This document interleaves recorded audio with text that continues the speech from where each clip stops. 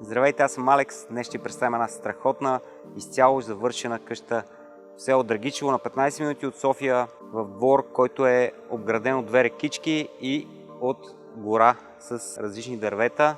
Наистина е страхотно, много спокойно, едно място, където избягате от големия град. Искам да ви кажа, че къщата е направена с много внимание към детайла, използвана основата само на старата къща, всичко друго е чисто ново. Така че нека започнем нашия оглед.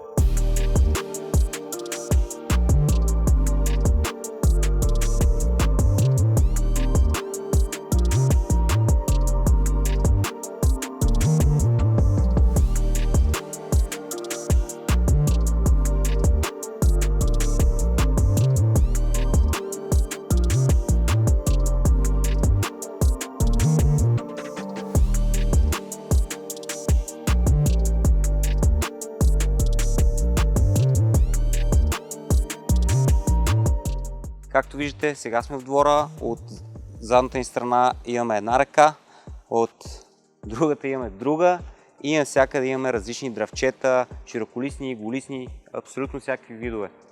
Тук са запазени още две дървета на фасад.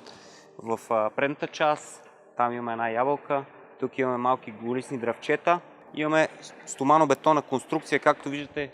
Тук може да се види едната колона, завършена е с естествен камък отвън и имаме от 20 до 27 см EPS изолация, което наистина е супер много. Както виждате, дограма немска в черен цвят, 5-камерна е строен стъклопакет, абсолютно заглушава всички шумове и изолира изцяло температурните влияния. Може да влезем и да започнем отвътре огледа. Виждате страхотна врата, която също е с изолация. Влизаме в тази прекрасна къща. Виждате страхотен под, леко средиземноморски стил.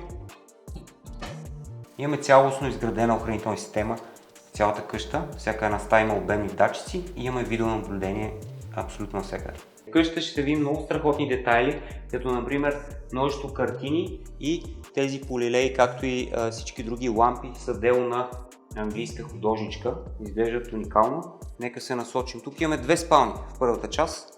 Първата ни спалня, виждате се естествен паркет на пода, страхотен зелен цвят, добър размер, конвектори във всяка стая, свързани с термопомпена инсталация, която ще ви покажем след малко.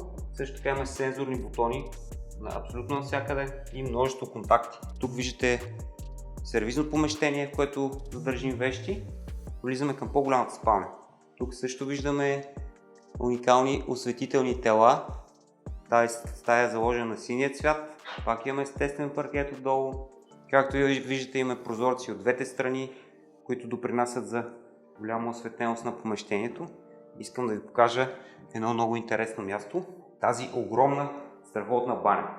Банята е с размер 16 квадратни метра. Имаме джакузи, имаме една голяма душ кабина и плод от акациево дърво и смесителя, душа и останалите детайли са от месинг и не са само с покритие. Наистина на допир са страхотни, много високо качество. Тук има много детайли, както казах тази къща. Всички дръжки са от истински порцелан и от месинг. И любимото ми място, прозореца в банята, където да гледаме докато си взимаме душ. Тези страхотни дървета и шума на реката. Уважаваме. Виждаме още една интересна картина с глухарчета. Така, нека отидем. Тук имаме по-малка тоалетна и влизаме в кухнята, която е с форма на квадрат, правилен размер. Имаме два отвора, които водят към дневната. Тук е идеята да се изнася храната и напитките директно на там. И сега отиваме да видим дневната. Тук имаме също английския полилей и влизаме в просторната дневна, пак с естествен паркет на пода. Тук имаме синьо-зелени нюанси и също уникални осветителни тела. Този път са внос от Израел. Изглеждат страхотно тези топчета. И тук, както виждате, са отворите от кухнята. Също имаме три големи прозореца, които осветяват прекрасно помещението и гледаме изцяло към широколистни дървета навън. Връщаме се да ви покажем едно помещение, което е подходящо за кабинет, за склад. Връщаме се назад. Имаме магнитни на всички врави, които, както и стопери, магнитни стопери, които може да видите тук. И отиваме да ви покажем термопомпената инсталация. Тук е по-голямото мазе. Виждате чисто нова термопомпена инсталация. Mitsubishi, изцяло готова, без да трябва да прави каквото и да било. Тук дискретно за тази врата са събрани всички комуникации, интернет, видеонаблюдението, както и множество други кабели. Продължаваме и отиваме към втория етаж. През това прекрасно стълбище се качваме, за да видим една от колоните. Сега ще видите и много други такива, които носят по целия покрив. Може да видите насам.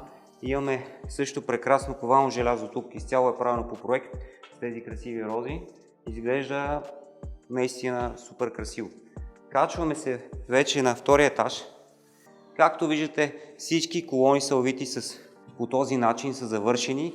Тук също имаме множество осветителни тела. Там имаме спотове, тук имаме индустриален стил лампи.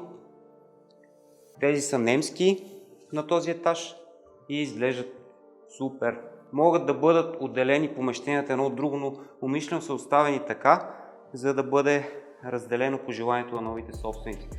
Велукс, прозорци навсякъде и този етаж е изключително просторен, както виждате. Може да бъде ползван, аз бих го ползвал за организиране на партията тук. Този втори етаж ще стане страхотно място за събиране. И нека ви покажем последното санитарно помещение. Ето, влизаме в баня с тоалетна. Тук имаме скосение с много интересен плот. Имаме и умивалник. Тук сме по-средиземноморски стил. Изглежда супер.